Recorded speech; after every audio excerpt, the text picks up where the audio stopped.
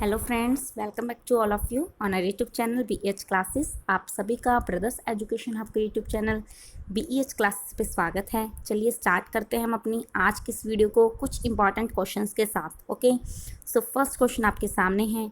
आपको एरर के हर एक क्वेश्चन के लिए 15 सेकेंड्स मिलेंगे। So tell me A, B, C या D किस पोर्शन में इसके एरर है। The question is several guests notice mister Sharma falling in his chair and grasping for breath. Yes, क्या इसमें कोई एरर है? अगर एरर है तो वो कौन से पार्ट में है या कोई एरर नहीं है? सो चेक कीजिए and tell me A, B, C या D कौन सा ऑप्शन करेक्ट बनेगा। यस, A, B, C या D which one is the correct option? Do fast and tell me A, B, C या D। Yes,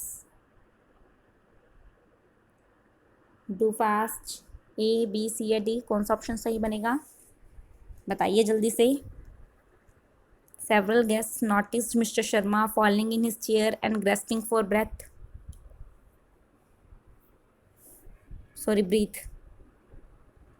Grasping for breath.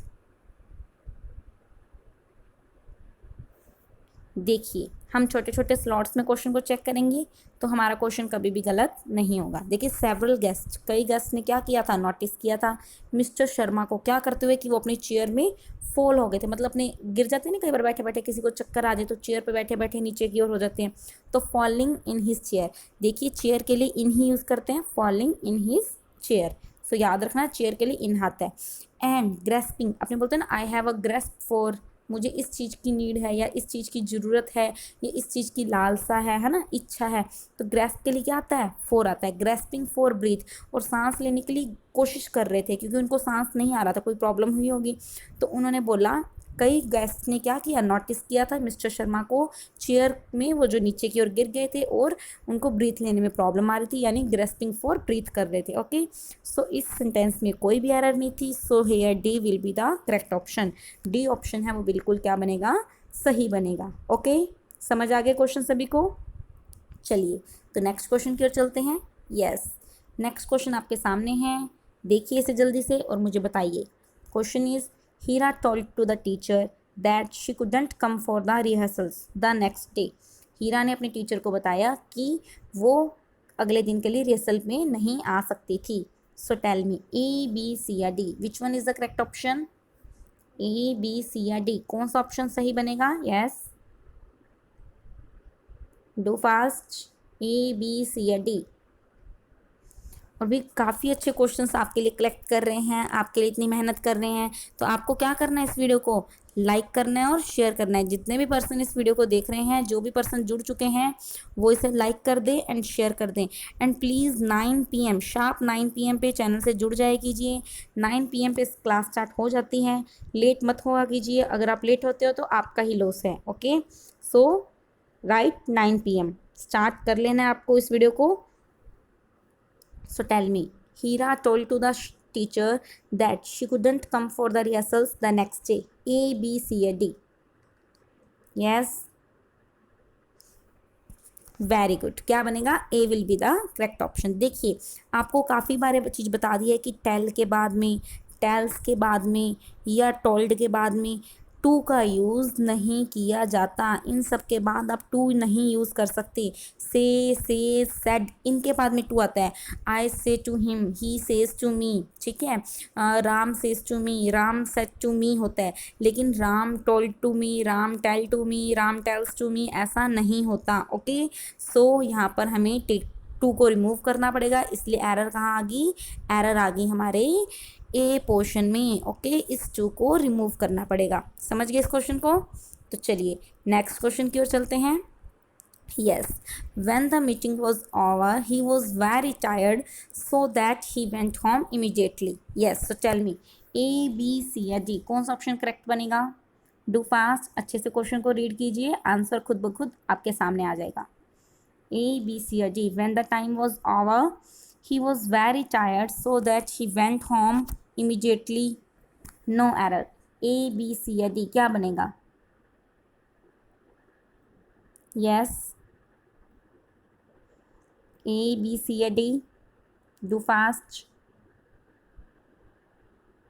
Which one is the correct option? Yes, very good. क्या बनेगा? C will be the correct option. देखिए, when the meeting was over, जब meeting खत्म होगी, he was very tired, वो बहुत थक गया था, इसलिए वो अपने घर चला गया, है ना। तो इसलिए क्या बोला मैंने? इसलिए वो अपने घर चला गया था। तो इसके लिए हम किसका यूज़ करते हैं? सो का यूज़ करते हैं, ना कि सो दैट। सो दैट का मीनिंग क्या बनता है? इसलिए कि। इसका मतलब होता है कि जब हमने फर्स्ट एक्शन तब तो किया हो ताकि सेकंड एक्शन हो सके। क्या हम इसलिए थके थे कि हम घर जा सकें? नहीं, वो थक गया था इसलिए घर चला गया।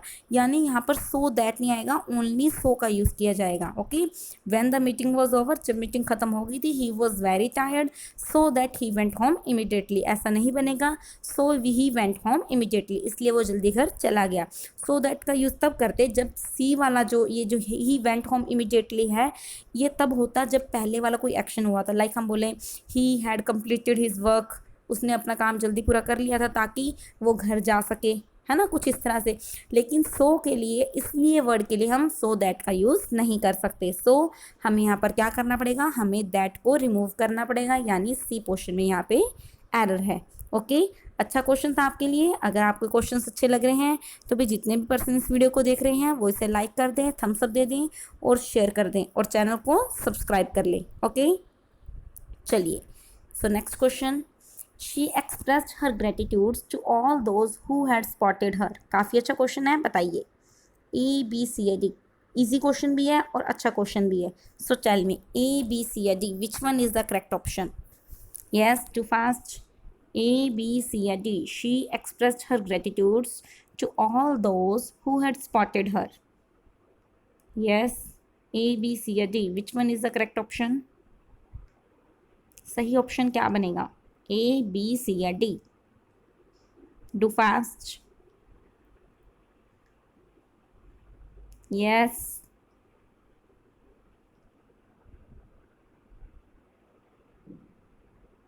Very good. क्या बनेगा? A will be the correct option.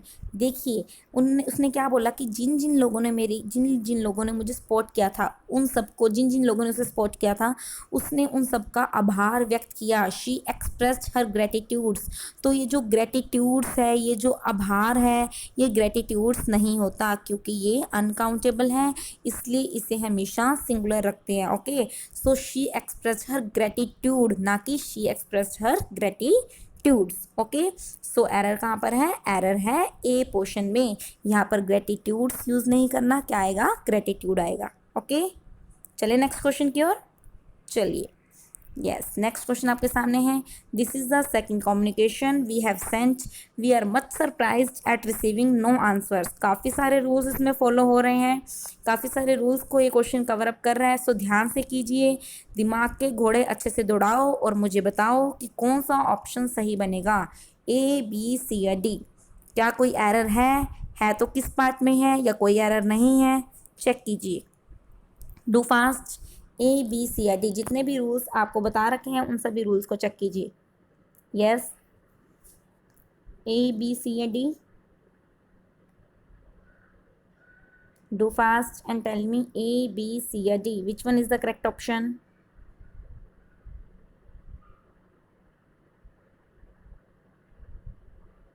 Yes,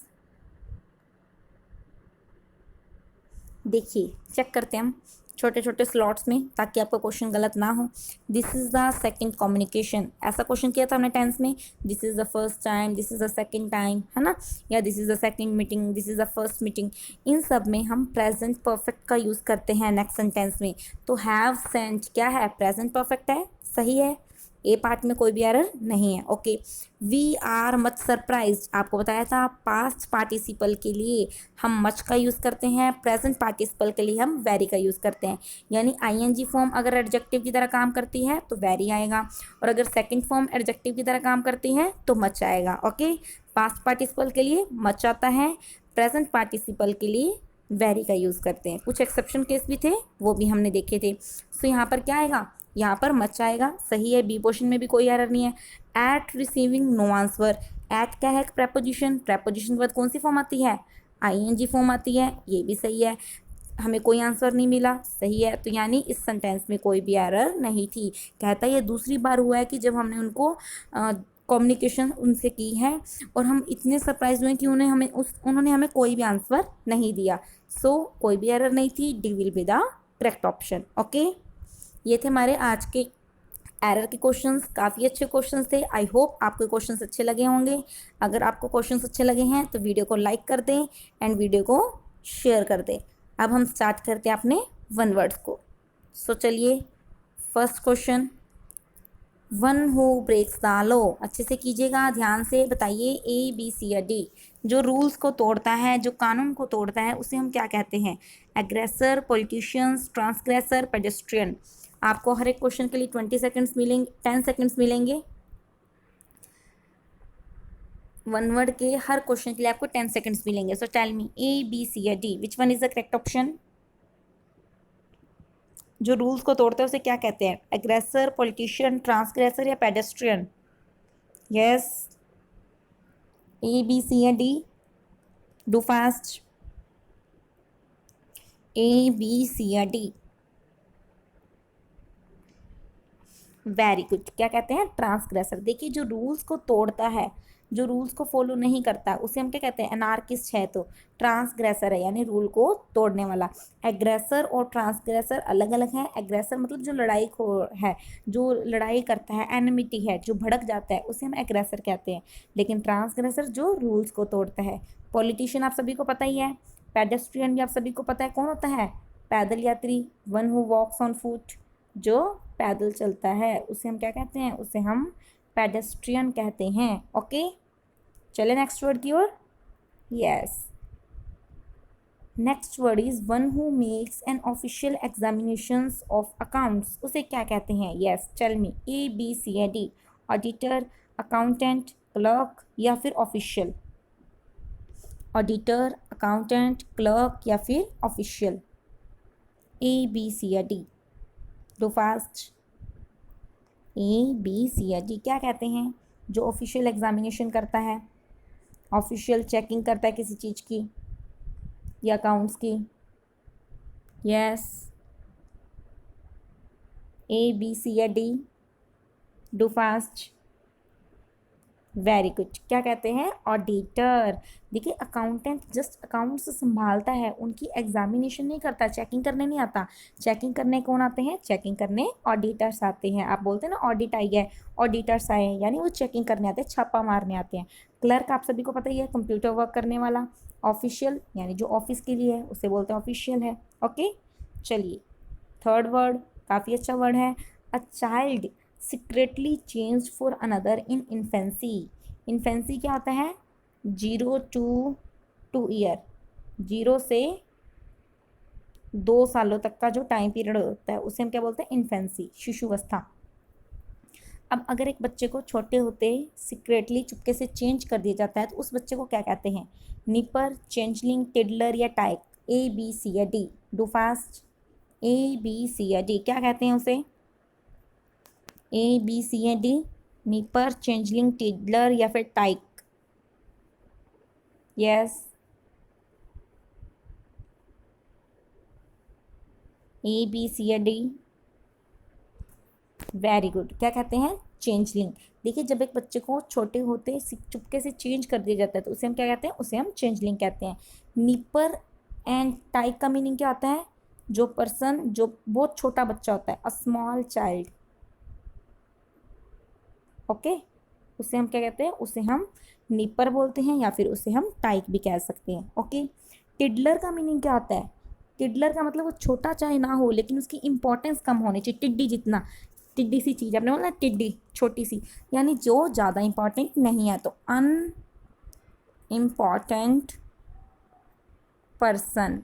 okay, उसे हम क्या कहेंगे? उसे हम बोलेंगे टिडलर, यानी टिड्डी जैसा। ओके, चलिए नेक्स्ट वर्ड की ओर।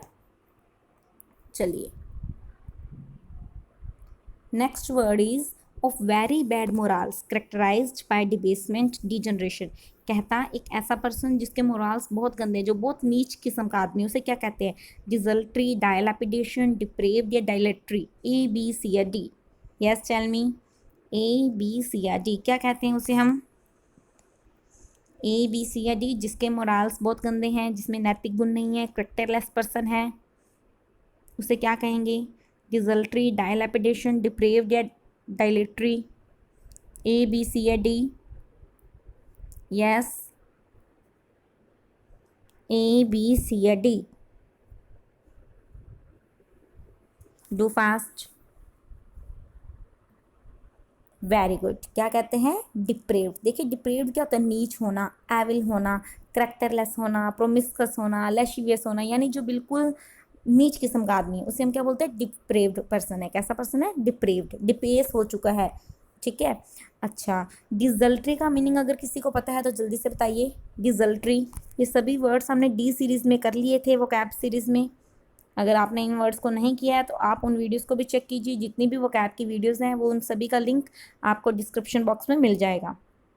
सो बताइए डिजल्ट्री किसे कहते हैं? जल्दी कीजिए, अगर किसी को पता है तो बताइए डिजल्ट्री। यस, देखिए डिजल्ट्री किसे कहते हैं? विदाउट एनी प्रिपरेशन, जब हम बिना किसी प्रिपरेशन के कोई काम करते हैं, ओके, उसे हम क्या बोलते हैं? उसे हम डिजल्ट्री कहते हैं। आप ऐसे याद कर लो कि अगर प्रिपरेशन के साथ करेंगे तो रिजल्ट मिल जाएगा, लेकिन अगर प्रिपरेशन के साथ नहीं मिला तो रिजल्ट तो नहीं मिलेगा, डिजल्ट मिलेगा। ओके, तो डिजल्ट्री यानी बिना प्रिपरेशन के करना। डाइलैपिडेशन या डायलेट्री का मतलब क्या होता है? जब, इसका मीनिंग होता है एज जब हो जाती है, जब एज के कारण डिके होने लग जाता है, वीक होने लग जाते हैं, तो उसको हम बोलते हैं डाइलैपिडेशन हो गया, डिस्ट्रॉय होने लग जाते हैं, डिके होने लग जाता है। ओके, उसे हम क्या कहते हैं? डाइलैपिडेशन। एंड डायलेट्री किसे कहते हैं? जब लेट होने के कारण किसी चीज़ में कमी आ जाए, किसी चीज़ की प्रोडक्शन में कमी आ गई है, किसी भी चीज़ में कमी लेट होने के कारण, उसे बोलेंगे डायलेट्री। तो एक तरह से डाइलैपिडेशन एंड डायलेट्री एक दूसरे का सिनोनिम भी बोल सकते हो। Dilapidation is due to old age, weak हो जाना। डायलेट्री इज ड्यू लेट होने के कारण कमी हो जाना। Okay, and depraved is evil, desultory is बिना प्रिपरेशन के। ओके, अच्छे वर्ड्स हैं। अगर आपको वर्ड्स अच्छे लग रहे हैं तो क्या कर दो, इसको लाइक कर दो और शेयर कर दो भी। जितने भी पर्सन हो लाइक शेयर कर दिया कीजिए, आप लाइक शेयर करते नहीं हैं। चलिए नेक्स्ट वर्ड काफ़ी अच्छा है, नॉर्मल वर्ड है, आपको आता होगा I hope. To have a very high opinion of oneself, exaggeration, adulation, abundance या कंसीट। क्या कहते हैं? जब खुद के लिए कोई पर्सन बहुत ही ओपिनियन रखता है, खुद के बारे में बहुत ही हवा बना के रखता है, तो उसको क्या बोलते हैं? एग्जेजरेशन, एड्यूलेशन, अबंडेंस या कंसीट। जो घमंड में रहता है, बहुत हाई ओपिनियन रखता है अपने लिए, खुद को बहुत ज़्यादा समझता है, उसे क्या बोलते हैं? एग्जेजरेशन, एड्यूलेशन, अबंडेंस या conceit. Yes, A B C या डी? एग्जेजरेशन, एड्यूलेशन, अबंडेंस या कंसीट? Yes, too fast.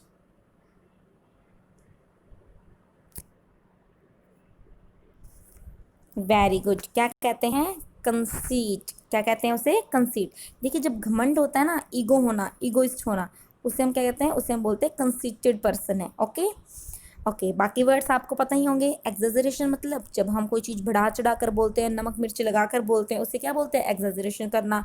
या खुद के बारे में बहुत ही ज़्यादा बोलते हैं, बोस्ट करना, ठीक है, ब्रैग करना, उसे हम क्या बोलते हैं? एग्जेजरेशन। एड्यूलेशन आप सभी को पता ही है, चापलूसी करना, फ्लैक्ट्री करना। और अबंडेंस मतलब जब कोई चीज़ एक्सेस में होती है, कॉर्नुकोपिया होना, प्लेंटीफुल होना, बाउंटीफुल होना, उसे हम क्या कहते हैं? उसे हम अबंडेंस कहते हैं। सभी वर्ड्स हमने किए हुए हैं। अगर आपको इन वर्ड्स अपनी वोकैब पावर को इन्हेंस करना है तो आप प्रीवियस वीडियोस को भी चेक कीजिए, तो आपकी वोकैब भी इन्हेंस हो जाएगी। चलिए, ये थे हमारे आज के 1 वर्ड्स। अब हम स्टार्ट करते हैं पैराजम्बल के क्वेश्चंस को। यस, ऑप्शंस दिखाने के कारण थोड़ी सी आपको स्क्रीन छोटी दिखेगी, थोड़े से वर्ड छोटे दिखेंगे, बट आराम से कीजिए, हो जाएगा। सो टेल मी कौन सा ऑप्शन सही बनेगा। आपको इन क्वेश्चंस, इन सेंटेंसेस को अरेंज करना है। 20 सेकेंड्स आपको मिलेंगे हर एक क्वेश्चन को अरेंज करने के लिए। अरेंजमेंट कीजिए, बताइए मुझे क्या ऑप्शन सही बनेगा, ए बी सी या डी। अरेंजमेंट करने के लिए सबसे पहले आपको स्टार्टिंग चेक करनी है, देन आपको कनेक्शंस फाइंड आउट करने हैं। Okay, so tell me A B C या डी क्या बनेगा।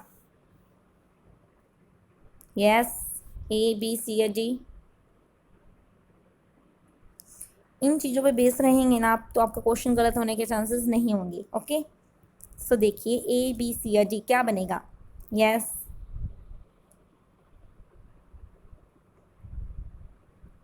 बताइए जल्दी से।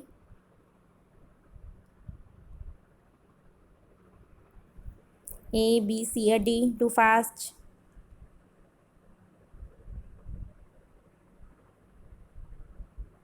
वेरी गुड, क्या बनेगा, B will be the correct option. देखिए स्टार्टिंग चेक करते हैं, स्टार्टिंग हो सकती है पी से, आर से या एस से। एफ में क्या कह रहा है, will have to be on home quarantine. Verb से स्टार्टिंग नहीं हो सकती, वर्ब से स्टार्टिंग या तो वो कोई एज अ जिरंड काम कर रहा है, उसी केसेस में हो सकती है। ओके, अदरवाइज वर्ब से स्टार्टिंग नहीं हो सकती। सेंटेंस की स्टार्टिंग या तो किसी सब्जेक्ट से होती है, ठीक है, या फिर कोई रीज़न वगैरह आ जाए उनसे हो सकती है, जिरंड से हो सकती है, लेकिन नॉर्मल विल वगैरह से स्टार्टिंग नहीं होती। ओके, सो एफ से स्टार्टिंग नहीं होएगी। आर को चेक करते हैं, they will be sent for institutional quarantine at designated hotels. Sentence तो सही है, लेकिन दे कहाँ से आया, किन को क्वारंटाइन किया गया है, नहीं पता है ना। दे का यूज़ तब तक नहीं कर सकते जब तक उनकी बात नहीं की, यानी आर से स्टार्टिंग भी नहीं होगी। बच्चे ऑप्शन हमारे पास दो। अब चेक करना है पी के बाद में आर बनेगा या पी के बाद में एस बनेगा। देखिए asymptomatic passengers landing in Tamil Nadu, जो तमिलनाडु में लैंड कर रहे हैं। अब ये तो सब्जेक्ट आ गया, सब्जेक्ट के बाद में दोबारा सब्जेक्ट कैसे आ सकता है, आर से स्टार्ट, आर भी नहीं बन सकता पी के बाद में। सो पी के बाद में क्या बनेगा, पी के बाद में एस बनेगा, B will be the correct option. उसने बोला asymptomatic passengers landing in Tamil Nadu will have to be on home quarantine, उन्हें होम क्वारंटाइन पे होना पड़ेगा। और अगर उन वो यहाँ के रेजिडेंस नहीं है, उनका यहाँ पर घर नहीं है, तो उनको इंस्टीट्यूशनल क्वारंटाइन किया जाएगा, जो कि फिक्स होटल्स में सेट किया गया है। Okay, so P S Q R B will be the correct option. समझ गए इस क्वेश्चन को। चलिए next question. Yes, next question आपके सामने है, चेक कीजिए, देखिए क्या बनना चाहिए, ए बी सी या D, do fast. A B C या डी, अच्छे से कीजिए, 20 सेकेंड्स आपके पास इस क्वेश्चन के लिए भी। सो tell me A B C या D.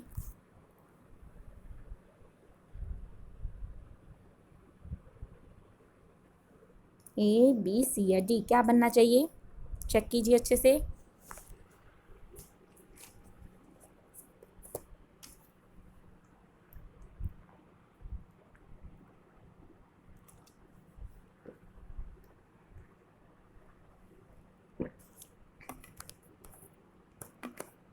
To Villupuram in a Shramik train were in a pleasant surprise. देखो क्या इससे स्टार्टिंग हो सकती है, या माइग्रेंट लेबर्स इनसे स्टार्टिंग हो सकती है, या पुलिस ऑफिशियल इनसे स्टार्टिंग हो सकती है, किससे स्टार्टिंग हो सकती है, फिर उसमें कनेक्शंस फाइंड आउट कीजिए।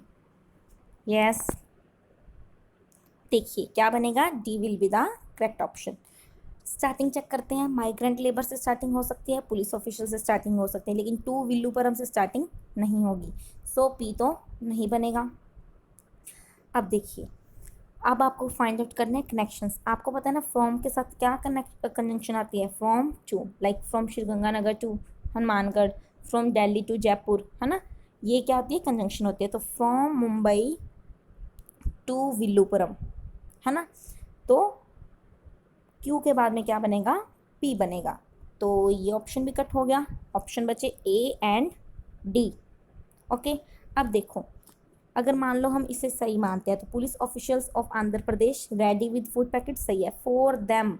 देम का यूज़ किन के लिए किया गया है, लेबर्स के लिए किया गया है। फूड पैकेट्स किसके लिए बनाए गए थे, लेबर्स के लिए रेडी किए थे, है ना। सो क्यू के बाद में आएगा आर एस, पहले नहीं आ सकता, यानी D will be the correct option. जो माइग्रेंट लेबर्स हैं मुंबई से रिटर्न कर रहे हैं विल्लुपुरम में एक श्रमिक ट्रेन में, वो एक सरप्राइज में आ गए जब उन्होंने क्या पाया कि जो पुलिस ऑफिशियल आंध्र प्रदेश के, उन्होंने उनके लिए फूड पैकेट्स रेडी किए हैं। Okay, so D will be the correct option. अच्छा है क्वेश्चन, चलें आगे। चलिए नेक्स्ट क्वेश्चन आपके सामने है, देखिए क्या बनेगा, जल्दी से चेक कीजिए और बताइए मुझे, ए बी सी या D. Yes, A B C या डी क्या बनना चाहिए, डू फास्ट। स्टार्टिंग चेक कीजिए and then connection find out कीजिए, दो ही चीज़ें आपको करनी है और उससे आपका क्वेश्चन 100% सही हो जाएगा।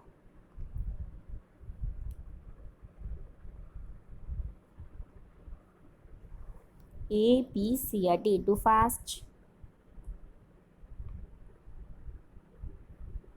और भाई किसी की कॉपी मत करते जाओ कि उसने आंसर दिया तो हम भी वही आंसर दे दें। खुद से चेक करो। कोई बात नहीं, लेट हो जाएगा, इससे ज़्यादा तो कुछ नहीं होगा। लेकिन किसी की कॉपी कर लिया तो आपको क्वेश्चन समझ बिल्कुल भी नहीं आया, फिर तो कोई फ़ायदा ही नहीं है ना।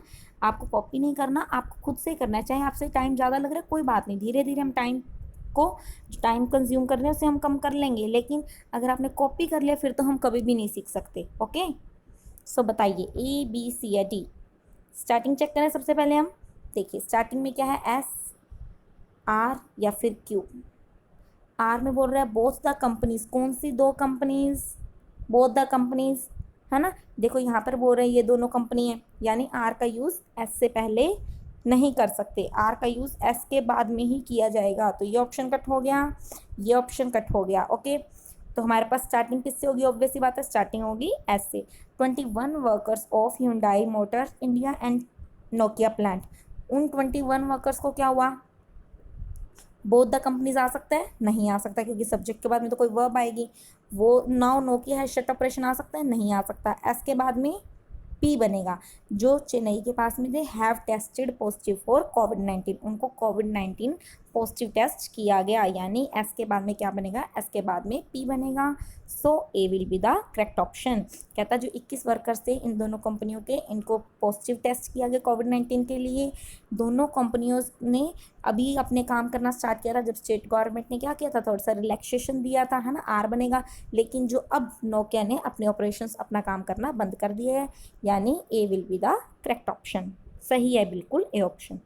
चले आगे। देखिए अगर आपके लिए क्वेश्चंस अच्छे हैं, आपको हेल्पफुल हैं, आपके लिए आपको अच्छे लग रहे हैं, तो आपको क्या करना है? लाइक और शेयर करना है। जितने भी पर्सन देख रहे हो इस वीडियो को, क्या कर दो? लाइक कर दो, शेयर कर दो, जहाँ जहाँ आप इसे शेयर कर सकते हैं। एंड चैनल को सब्सक्राइब कर लो ज़रूरी, रेड बटन को प्रेस कर लो, बेल आइकन को प्रेस कर लो, ताकि आपको नोटिफिकेशंस मिल जाएं, आप टाइम से अपनी वीडियो स्टार्ट कर लें। ओके, अब चलते हैं हम नेक्स्ट क्वेश्चन की ओर। यस, बहुत इजी क्वेश्चन है, जल्दी से बता दीजिए इसका तो आंसर। ए बी सी या डी? चेक कीजिए और बताइए मुझे क्या बनेगा, ए बी सी या D? Yes, A B C या डी?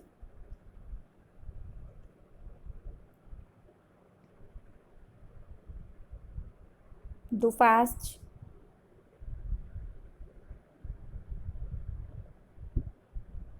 ए बी सी या डी? वेरी गुड, क्या बनेगा? P R Q S. देखिए आपको बात मैंने बता भी चुकी हूँ कि जो अ का यूज़ और द का यूज़ करना होता है, ठीक है, आर्टिकल्स हैं, अगर इनका यूज़ सेम चीज़ के लिए किया है तो ए का यूज़ पहले किया जाता है, दा का यूज़ बाद में किया जाता है। क्योंकि ए मतलब कोई एक, और दा मतलब वो वाली जिसके बारे, वो पर्सन या वो चीज़ जिसके बारे में हमने पहले बात कर ली, है ना। सो ए का यूज़ पहले, दा का यूज़ बाद में। अब देखो क्या बोला पी आर क्यू एस में, यह पहले हम स्टार्टिंग चेक करते हैं क्यू एस और पी से। ठीक है, एस से स्टार्टिंग हो सकती है क्या? हु से स्टार्टिंग नहीं हो सकती। और अगर हम क्यू को चेक करें, द ब्राइड, कौन सी ब्राइड में भी स्टार्टिंग हो सकती है, लेकिन उससे पहले अगर हमारे पास है तो हम द का यूज़ पहले नहीं कर सकते, यानी स्टार्टिंग किससे होगी? पी से, और पी वाला एक ही ऑप्शन है। सेंटेंस चेक कर लो। A young women who is asymptomatic कोविड-19 पेशेंट, जो कोविड-19 के पेशेंट थी, उसने क्या की? उसकी शादी होगी, got married here on Sunday, Sunday को। ठीक है, फिर उसने क्या बोला, क्या था, जो ब्राइड और उसके रिलेटिव थे जिन्होंने पार्ट लिया था उस वेडिंग में, उन सबको क्या किया? उन सबको टेस्ट किया गया। So B will be the correct option. Okay, चले नेक्स्ट क्वेश्चन की ओर। यस, बताइए नेक्स्ट क्वेश्चन आपके सामने है। 15 to 20 सेकेंड्स लीजिए अपने और मुझे बताइए कि क्या बनेगा, कौन सा ऑप्शन करेक्ट बनेगा। और अगर किसी को FEFSI की फुल फॉर्म पता है तो वो भी मुझे बताइए।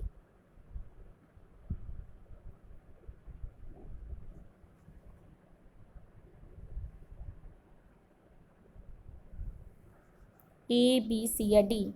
चलो मैं बताती हूँ FEFSI की।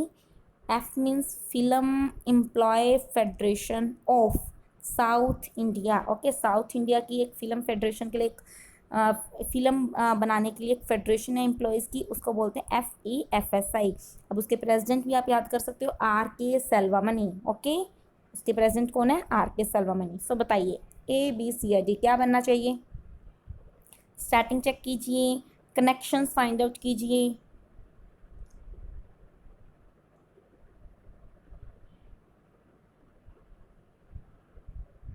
यस,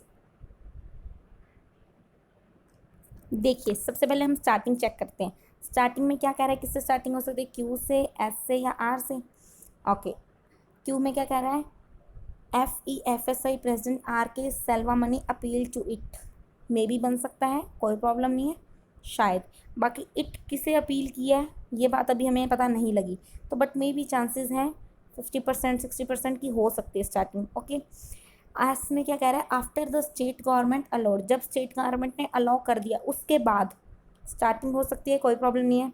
आर में बोल रहा है to increase the number of personal allowed on a set from present cap, इससे भी स्टार्टिंग हो सकती है कि इंक्रीज करने के लिए इस कारण से मान लो ये काम हुआ है, तो स्टार्टिंग बन सकती है, कोई प्रॉब्लम नहीं है।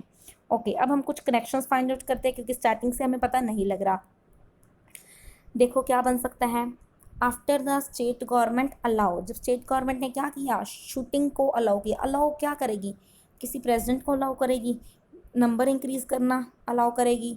नहीं बन सकता है ना, यानी एस के बाद में क्या बनेगा? एस के बाद में पी बनेगा, जस्ट बाद में। कट ऑप्शन, ये ऑप्शन कट, ये ऑप्शन कट, तो क्या बचा? बी आ गया। ओके, कनेक्शन फाइंड आउट करो, क्वेश्चन आंसर आपके सामने है। तो देखिए क्या बोल रहा है, कहता आफ्टर द स्टेट गवर्नमेंट, जब स्टेट गवर्नमेंट ने स्मॉल टेलीविजन शोज को भी शूटिंग के लिए अलाउ कर दिया, तब क्या हुआ? तब जो प्रेसिडेंट थे RK सेल्वामनी, उन्होंने अपील किया। इट किसे अपील किया? स्टेट गवर्नमेंट को। इट का भी आंसर आ गया, ठीक है। अपील किया क्या? कि हम इंक्रीज कर सकें, जो कि एक सेट पे 20% से ज़्यादा 50% ला सकें। ओके, तो इसके लिए उन्होंने उनसे अपील किया, यानी SPQR। So B will be the correct option. समझ गए इस क्वेश्चन को? अगर आपको क्वेश्चन समझ आ गया तो से यस, यस कमेंट कीजिए, मुझे बताइए कि आपको क्वेश्चन समझ आया है नहीं आया। Yes, okay. So this is all about today. I hope आपको ये वीडियो काफ़ी अच्छी लगी होगी, क्योंकि आज के क्वेश्चंस काफ़ी अच्छे थे। जो हमने 5 क्वेश्चंस कॉमन एरर के किए वो भी काफ़ी अच्छे थे, वन वर्ड के क्वेश्चन भी अच्छे थे, ठीक है। और हमने पैराजम्बल भी काफ़ी अच्छे क्वेश्चंस किए, जो हमारी करंट पोजीशन है उनसे रिलेटेड हमने क्वेश्चंस किए। ओके, आई होप आपको क्वेश्चंस अच्छे लगे होंगे। अगर आपके लिए सीरीज़ हेल्पफुल है तो क्या कीजिए, इसे लाइक कीजिए एंड शेयर कीजिए, और हमारे चैनल को सब्सक्राइब कर लीजिए, बेल आइकन को प्रेस कीजिए। एंड प्लीज़ एक बहुत हम्बल रिक्वेस्ट है आपसे कि प्लीज़ घर पे रहिए, घर से बाहर बिल्कुल भी मत जाइए। ओके, मिलेंगे हम कल 9 बजे, तब तक के लिए take care, thank you so much, bye bye.